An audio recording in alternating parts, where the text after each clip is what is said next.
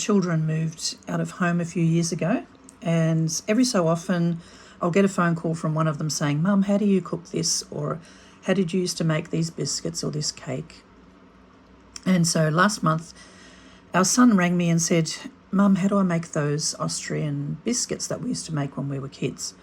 And so I decided to make a video for our children, and I thought maybe I'd share it with you as well.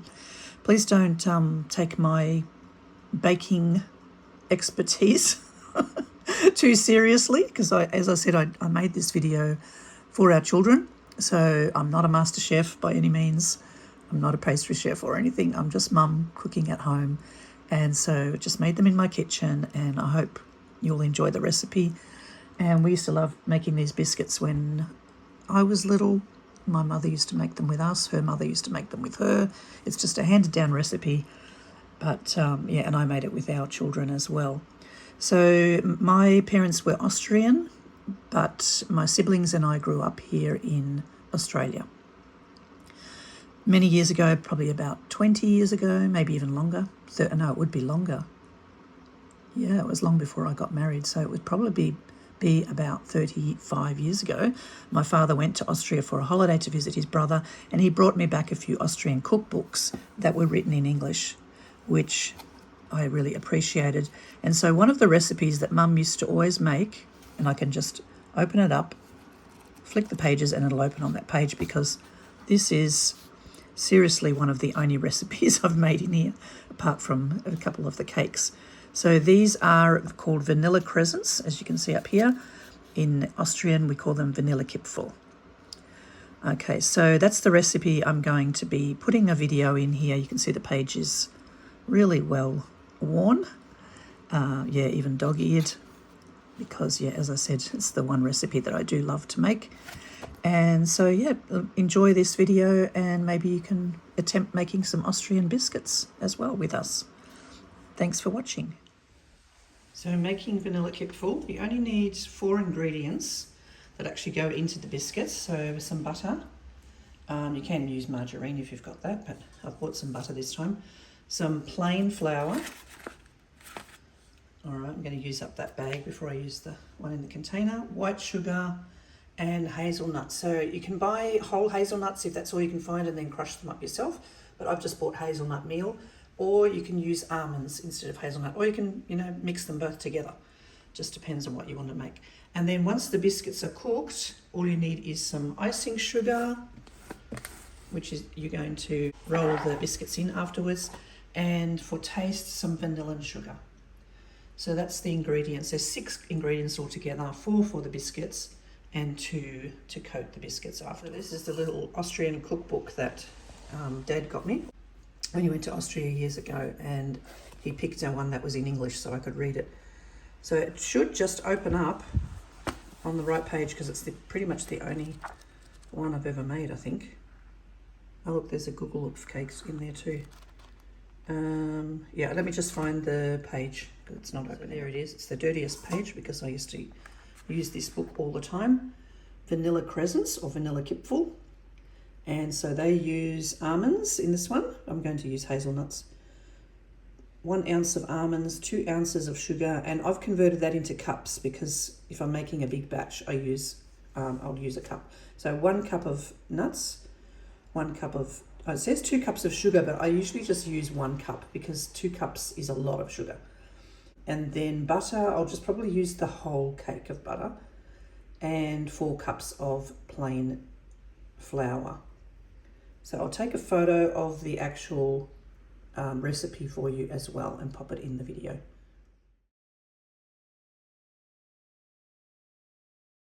So you can use one of these sieves. It's a good idea to sieve your flour at least, so that there's no lumps in it, and you get a nice consistency for the biscuits. But I've had this one in the cupboard for so long, I don't think I'm going to use it, because yeah, I need to wash it, and if I wash it, then everything will get stuck. So I've got another sieve that I'm going to use today. I'm going to use one like this. I'm going to use this one today to put my flour in.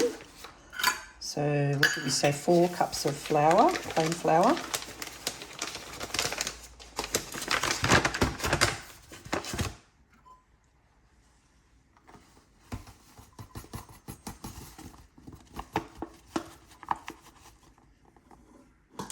one. So I start off with those basic ingredients, and then if I feel like once I've mixed it together, the consistency is not right, you can always add a little bit more sugar or a little bit less flour. Well, you can't really take flour out once you've started, but you can add more sugar and almonds and butter, I suppose. All right, so let's just sieve that now. Just give it a shake and it'll all sieve through. Almost there. Yeah, that didn't take very long, less than a minute to do all of that. And then, what did we say? I'm going to start with 1 cup of sugar. So I actually don't have a lot of white sugar today. I guess you could add brown sugar, but white sugar is just that little bit finer, so it's nicer to use. And looks like I've got just over 1 cup, so let's use that. 1 cup of sugar. And then our hazelnut meal. I have actually got some almonds as well, so I could make some almond ones. But I like the taste of the hazelnut ones, I don't know. I just like the taste of them. So 1 cup of almond meal, or did we say 2 cups of almond meal? It says 1 cup. I might just put a little bit more because that's a lot of flour in there. Let's do 1.5 cups of almonds, and then I've got some left for another batch. I want to make some. I've got this butter from Woolies, and I've had it in the fridge, so it's hard. So it's a probably good idea to, if it's been in the fridge, get it out and leave it out for a while so that it can soften. Maybe just on a butter dish or something. So I haven't done that this morning, so I'm just going to pop it in the microwave and soften it a little bit. So that was 40 seconds in the microwave for that whole cake of butter. It's probably just a little bit too much. So let me just put some of that in there. Actually, I might throw it all in there. I should have done it a little bit less so that it's not completely melted. Just soft. You just want it to be able to be malleable in your hands. Scoop the rest of that out. Like that. All right. And then get your hands dirty. Start mixing. And making the dough.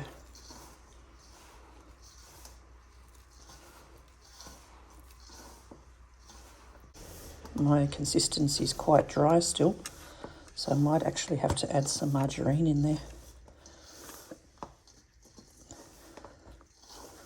because it seems like the amount that I put in 1 cake is not enough.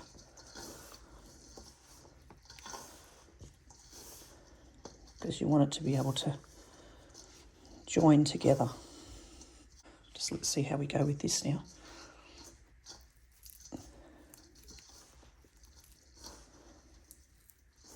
Because I want all the ingredients to combine.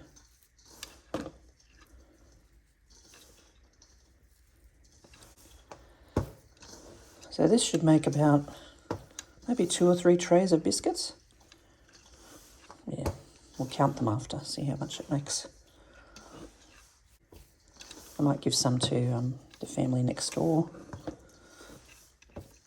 And yeah, I'll make up some little bags of them and give them to people maybe.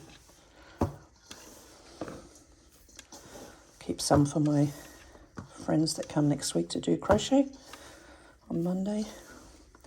And if you pop them in a biscuit container, they'll last. They'll probably last for a few months, as long as the container is sealed.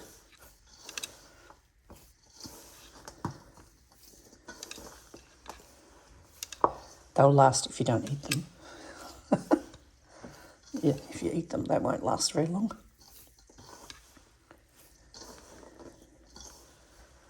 All right, I'm just going to turn this off now because I really need to get my hands into here and the camera's a bit in the way, so just give me a minute.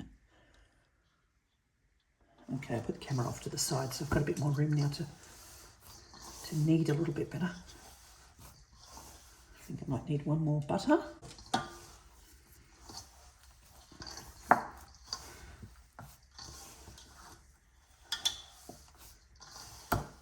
So just work it through like Play-Doh. And you want the consistency of Play-Doh as well. Because if it's too crumbly, then when you cook them, they will fall apart once they're cooked. And you don't want too much butter either, because then they will also fall apart. They'll be too soft. So it's got to be just nice so that when you roll them, they actually stay in the shape.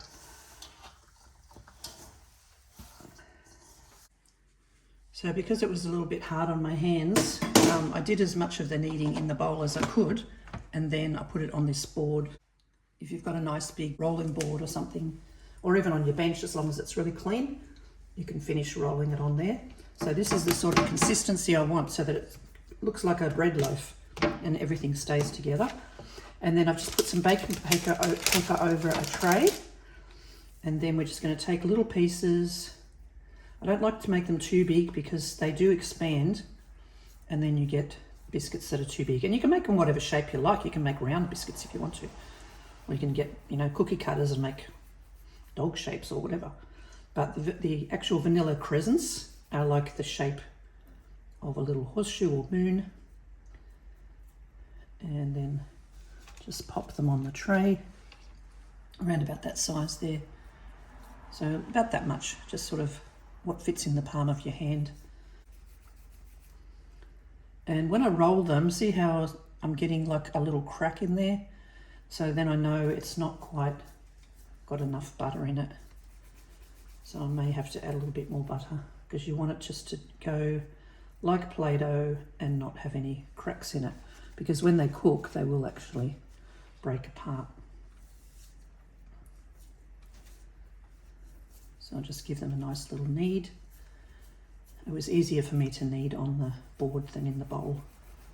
But you do it however's easier for you, and whatever you got, you know, space you've got at home. All right, and then just space them apart a little bit, like that. Try and keep them the same thickness around as well, because if they're sort of thinner on the bend, they will break, because they'll be heavier on the ends. That one looks a bit too big actually. Make it a bit smaller. All right, so I'll just roll these up and make a tray of them, and we'll pop them in the oven.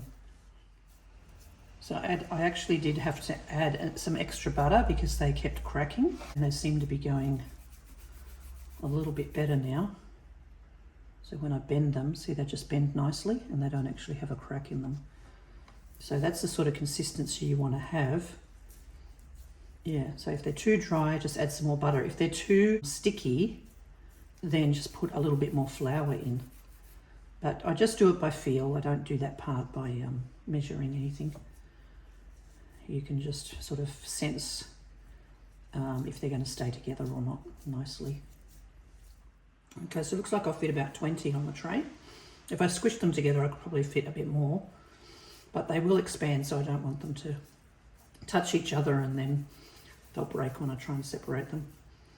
So I try and keep them, you know, a couple of centimeters apart. All right, so I've put those in the oven now, and you want them to cook to, they're just sort of golden, just off color. You don't want them to be too brown all over, because then they don't taste as good. They're just too crunchy then. You want them to be nice and just like an off golden brown. So I'll show you maybe 10-15 minutes in the oven. Depending on your oven, it might take a little bit longer, but they should only take between 15-20 minutes at the most.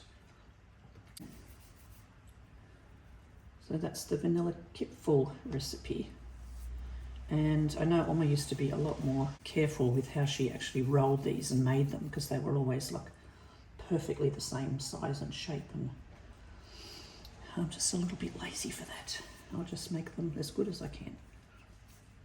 So if you want to be really particular, you can roll them out with a rolling pin, and I think that's what Oma used to do. She used to use a rolling pin to roll out, you know, like she'd get maybe a part of this loaf and roll it out. Not really skinny or anything, just roll it out a little bit, and then she would, it's still in the same shape, and then she would slice it, and then she would roll those little slices into the biscuits, into this shape. So yeah, if you want to be more of a master chef, you can do that, make them look, you know, perfect. But mine are not perfect. They're perfectly imperfect and they taste just as good. And that one's a bit big. You want it to be just a nice size to have with a cup of tea or coffee. Yeah, if you have a biscuit that's too big, then you might as well make a cake. So just sort of cookie size. And as I said, you can shape them however you want. If you've got some cookie cutters, you can roll this out flat, probably about maybe an inch thick, and then use some cookie cutters and make some nice different shaped cookies. And they will taste just the same anyway.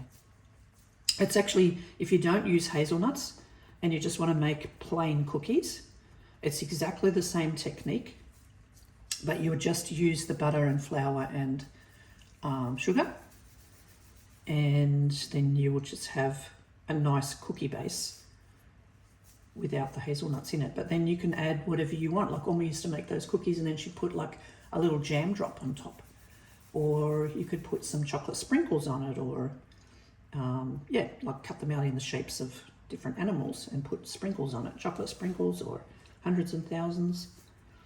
So we used to do that as kids too, make lots of little plain cookies with different things on it. Or you could get little chocolate chips, put them on top, or jam, as I said. Yeah, so just play around to make some different types of cookies. And they're nice just to pop in a little, you can get those little plastic bags from the $2 shop, you know, probably like about maybe that size. What would that be? Maybe 12 centimeters tall by 10 centimeters wide. Those little plastic bags that seal up, and you could put 2 or 3 cookies in there, close it up with a little ribbon, and pop them in a basket and give them to people as a present. I think I might do that with these ones. Pop them in some little bags.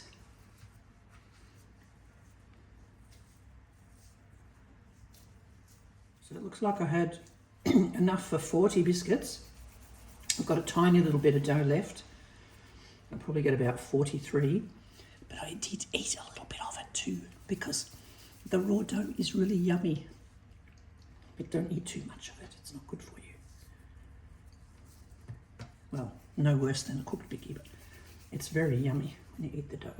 So I've got this one as dry as I could. So we want to have probably about, oh, someone's at the door. Turn the tray around because these ones at the back are nearly cooked. And I just want the other ones, it seems to cook better at the back of the oven, in this oven. So just once they're a little bit more, probably I need another maybe 5 minutes. There we go. All right, so I'll probably do about a cup of icing sugar, just in a bowl here, in the sieve. Because icing sugar, if you don't use it and it's in the cupboard, as you know, it can get really clumpy. And it's very hard to be able to roll the biscuits in. So again, if I had that other sieve, it would be much quicker. Hopefully this is dry enough to go through here. It looks like it is going through, so that's good. Just get rid of all the lumps.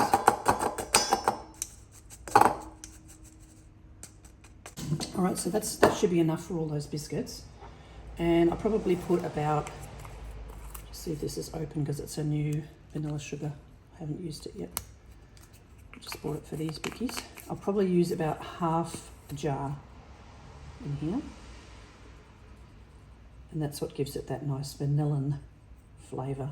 So in the recipe that I'm going to attach the photo of, it does actually say use a vanilla bean or a vanilla pod, probably because those old recipes, they didn't have, like, you know, the ready-made sugar that you can buy from the supermarket. You had to actually buy a vanilla pod or a vanilla bean and crush it and whatever, make it into these little sugar thing. Okay, so it's about half a jar there.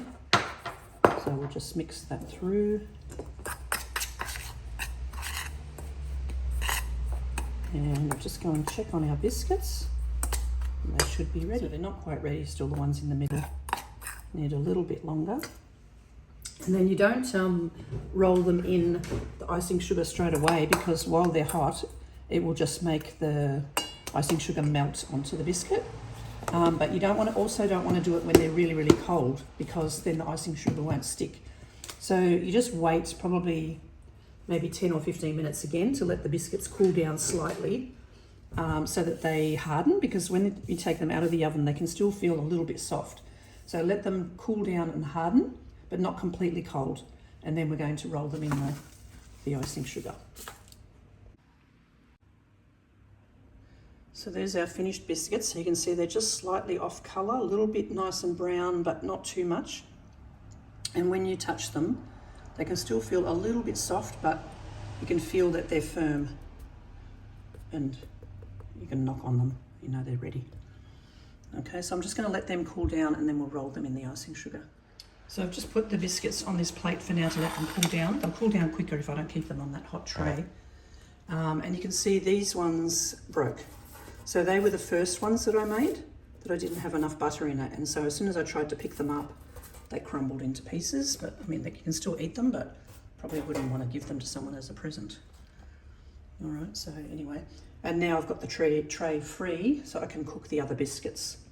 All right, so they've cooled down just enough. They're not completely hot. Like I said, if they're too hot, then the icing sugar will just melt. But you just wait until they're slightly warm. And you don't want to do them when they're really cold either, because then the icing sugar won't stick. So you can actually roll them once, and if you think that's enough, that's all right. But if you think you'd like a bit more icing sugar on it, you can put it through a second time. But I just do that, just sort of roll it so that you've got a nice coating of icing sugar on there. And then, as I said, put some baking paper in the Bicky tin, and they'll store in there and they'll last for a few months, as long as you don't eat them all. So yeah, that's it.